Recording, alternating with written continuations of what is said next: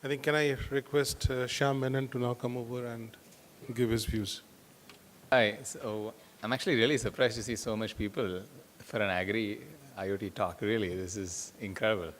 So we are I represent Center for Innovation, Incubation, and Entrepreneurship, which is the business incubator arm of IIM Ahmedabad. Now we have incubated over 150 startups over the last 10 years. And we also have a venture capital fund called Infuse Ventures, which is an early stage venture capital fund that focuses on energy, water, waste management, agriculture, and transport. And we've been working with a lot of startups over the years. And recently, we've seen a lot more action in the agri space, and we are trying to provide a whole lot more ecosystem support for the startups beyond just capital. So capital is just one element of it. We are trying to bring in a lot more support as well.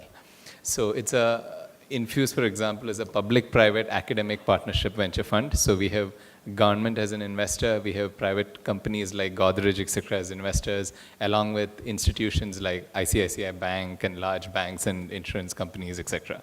So the point is, it's a public-private academic partner model with the intent of trying to bring the entire ecosystem support for startups that are trying to tackle problems in agri. IoT is one element of that, the whole chain. Now, one big learning, I was asked to talk about some business models that we have seen. So I'm looking at some of the most successful companies that we have incubated and which have since gone on to getting multiple rounds of funding and have started growing well. They have focused, the most successful companies in our portfolio have focused far more on cracking the model on how to sell, actually way more than the product in itself. So what we have understood is, one of the most successful companies of ours took a product, for example, a solar water pump, and then they realized that the gap in the market was not the lack of a better and better pump. There are many pumps in the market. The gap was in the ability of the farmer to be able to get hold of the financing that was needed to be able to get the pump onto his farm and then get going.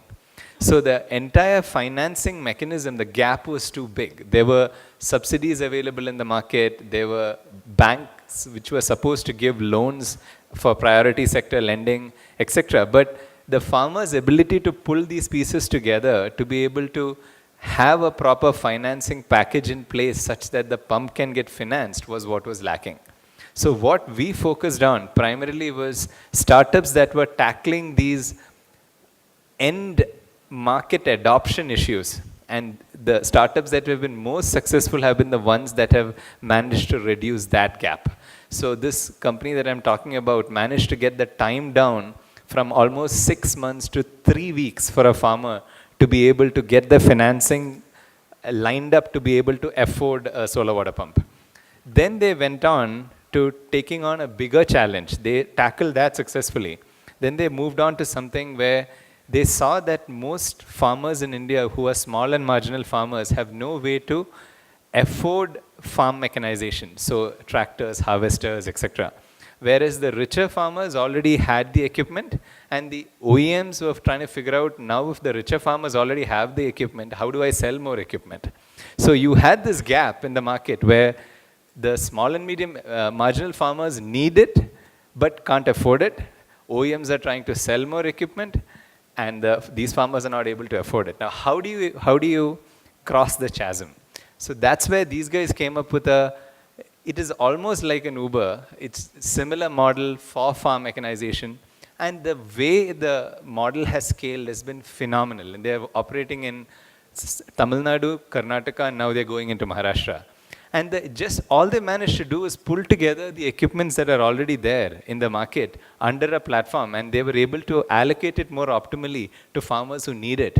So you're getting good, well-performing pieces of equipment that comes and operates on your farm for 1 or 2 hours that you need it, or 3 hours for the particular sowing or seeding or harvesting function that you need, and then they move on to the next farm. The ability to be able to increase the utilization of what already exists in the ground has actually brought prices down for the farm mechanization. And in turn, what it's also doing is enabling OEMs to bring more of these equipments onto such platforms, such that these farmers who actually need it can now get to it. So what we are seeing is there is a lot of need for interesting new business models to come in to be able to take what's already out there and make it more efficient. Then, of course, there are other startups that we have backed have, for example, developed natural pesticides. So there is an entire natural pesticide, natural fertilizers. There's a movement towards bio-derived products, that is input products that's going into the farm. So that's an area where we are seeing a lot of action. A whole lot of action on supply chain efficiency, a lot of IoT play there, a lot of IoT play in the traceability and wastage reduction piece. So we have startups that are involved there. We have a couple of startups that we have backed in smart irrigation controllers, so increasing the efficiency of irrigation in general, reducing the amount of water needed for a crop to grow. So these are all startups that are not in, I'm talking about in theory. These are startups that we have already backed. They are growing.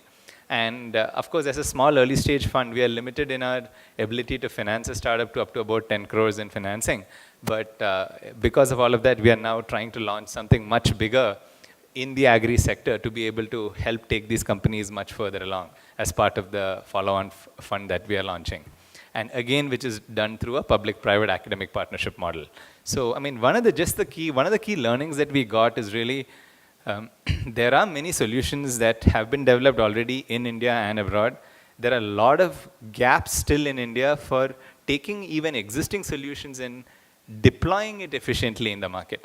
So startups that focus on reducing that gap actually have a good opportunity to really get scale. If you can figure out that gap, let it be financing, let it be go-to-market. There are multiple gaps before adoption that is stopping a lot of these product companies.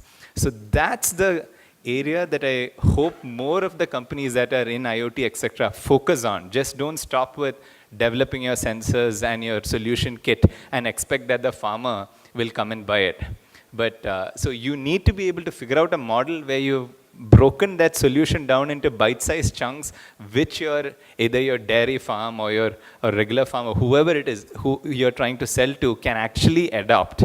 And then you have to ensure that the value comes back to the farmer relatively quickly. So you need to evolve business models such that these solutions get adopted quicker and faster in the market. So that's one big learning that we've had, that our country is not just a product-driven country. Our country really needs very good solutions, very good methods of taking these solutions into the market. And that's one area as a small early stage fund in agri, we are trying to focus on. So happy to help out any of the startups in the room with whatever help we can.